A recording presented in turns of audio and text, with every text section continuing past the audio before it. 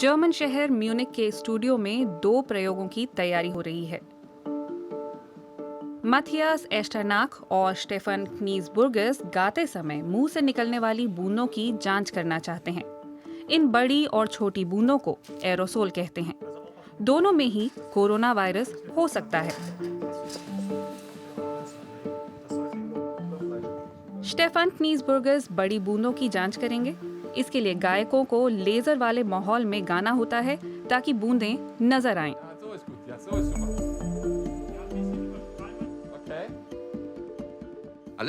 इस laser plane से होकर गुजरने वाली हर चीज यानी हर दिखने वाला कण, जैसे मुंह से निकलने वाली पानी की बूंदें, सब इस लेजर बीम के प्रकाश को फैलाते हैं और हम अपने हाई स्पीड कैमरों से इसे रिकॉर्ड कर लेते हैं। इसे हमने कणों की गतिविधि रिकॉर्ड करने के लिए लेजर प्लेन के परिपेंडिकुलर लगाया है। एरोसोल असल में इन बड़ी बूंदों से काफी छोटे होते हैं। इन्हें हम तब देख पाते हैं जब कोई लिक्विड से भरी ई सिगरेट सुलगा रहा हो। इसको अंदर लेने के बाद जो गुबार मुंह से निकलता है उसमें एरोसोल होते हैं। इस गुबार को तब भी देखा जा सकता है जब कोई गाता है। इसका टेस्ट माथियास एस्टरनाक खुद पर करते हैं।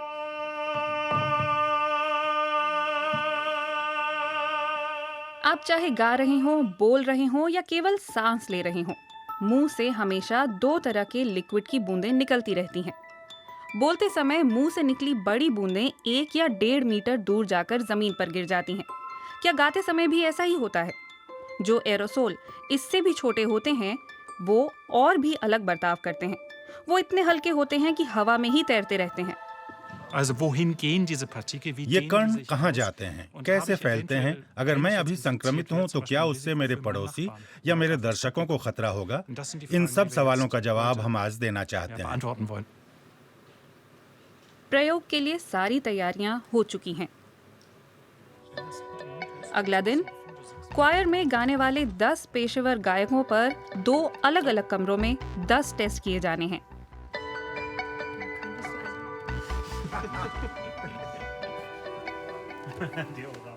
Freude, schöne Götter, Funken, Tochter aus Elysium.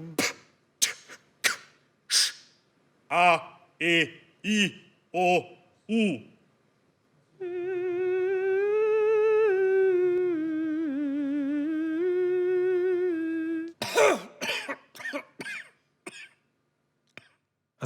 मेरे तो होश ही उड़ गए कि जो चीज हमने अभी इनहेल किया है वो बाहर कितने दूर तक फैल सकती है।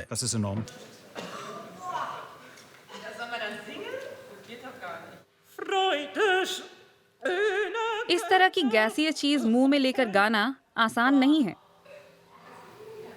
मुझसे एक फ्रेज पूरा नहीं निकल रहा। 1-2 बार अभ्यास के बाद प्रयोग गंभीरता से आगे बढ़ता है। Freude, schöner Gott, Funken, Tochter aus Elysium. Den nehmen wir. बार पर उभरा हर काला और सफेद निशान 10 सेंटीमीटर की दूरी दिखाता है, जिससे एरोसोल के फैलाव को मापा जाता है। प्रयोग पूरा होने के 14 दिन बाद दोनों वैज्ञानिक उसके मूल्यांकन में लगे हैं। तो गाते समय कितनी दूर तक पहुंचा एरोसोल? यहाँ गाते समय निकले रेडिएशन को देखा जा रहा है। आमतौर पर ऑडिशन के दौरान गायक वहीं खड़े होते हैं जहां एरोसोल फैलता दिख रहा है। एक तरफ ये 1 मीटर की दूरी तक पहुंचा है और दूसरी तरफ करीब 60 सेंटीमीटर तक।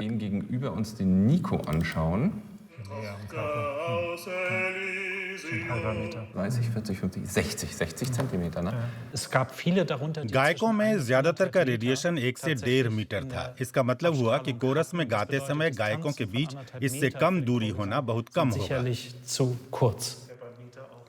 इस समय बवेरिया में क्वायर सिंगिंग के लिए 2 मीटर की दूरी रखने, रिहर्सल करने के लिए समय सीमा तय करने और नियमित रूप से कमरे में ताज़ा हवा आने देने का नियम है। अगर आप पूरी तरह निश्चिंत होना चाहते हैं तो आपको बार बार एरोसोल को हटाना होगा। ताकि वहाँ बहुत सारा एरोसोल जमा न हो जाए। इसी तरह नियमित तौर पर वेंटिलेशन करना अच्छा रहेगा। अगर 2 से 2.5 मीटर की दूरी रख पाएं तो और अच्छा होगा, लेकिन कहीं कहीं जगह की कमी के कारण ऐसा मुश्किल होगा। रिसर्चरों ने ये भी मापा कि एरोसोल के गुबार अगल बगल कितना फैलते हैं। ये करीब 50-60 सेंटीमीटर रहा, यानी गाते समय जितना सामने फैलता है उससे काफी कम। निष्कर्ष ये रहा कि क्वायर गायकों को अपने आमने सामने वाले गायकों से काफी ज्यादा दूरी बनाकर रखनी चाहिए। उनके दाएं और बाएं उससे थोड़ी कम दूरी हो सकती है। रिसर्च का दूसरा हिस्सा ये देखना था कि जब गायकों के मुंह से स्वर और व्यंजन निकलते हैं तो उन बड़ी बूंदों का व्यवहार कैसा होता है। गाने के बोल साफ समझ आएं, इसके लिए गायकों को स्वरों पर बहुत जोर देना होता है। अगर मैं बहुत जोर देकर बोलूं जैसा कि स्टेज पर होता है तो मेरे मुंह से निकले कण बहुत दूर तक जाएंगे। वहीं आमतौर पर बोलने पर कण इतनी दूर नहीं जाते। कुछ व्यंजन होंठों को गोल कर तो कुछ मुंह के अंदर की कैविटी में बनते हैं। मुंह के अंदर की नमी उसके साथ बड़ी बूंदों के रूप में बाहर निकलती है। ऐसी कितनी बूंदें निकलती हैं और वो कितनी दूर तक जाती हैं, इसका पता हमें अंधेरे टेस्ट रूम में चलता है। Und bitte. 3, 2, 1, los.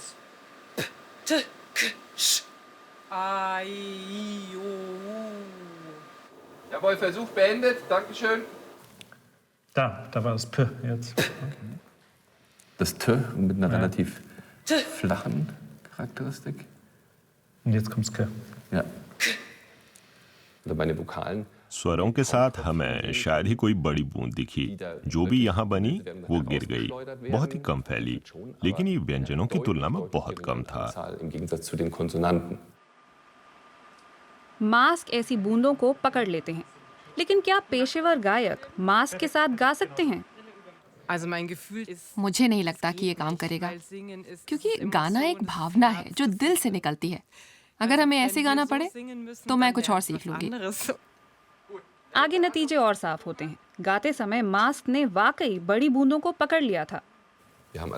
हमने देखा कि एरोसॉल लीक हो जाते हैं। वे मास्क के दोनों तरफ से या फिर नाक के ऊपर की तरफ से निकल जाते हैं। वहां से निकलकर फिर ये कमरे में दूर दूर तक फैल जाते हैं। रिसर्चरों का मानना है कि मास्क लगाकर गाने से थोड़ी और सुरक्षा जरूर मिलती है, लेकिन इसके साथ साथ दूसरे गायकों से सामने 2.5 मीटर और अगल बगल में 1.5 मीटर की दूरी रखनी चाहिए। और भी बेहतर हो अगर उनके बीच प्लेक्सीग्लास की दीवारें लगी हों और कमरे को बार बार वेंटिलेट किया जाए।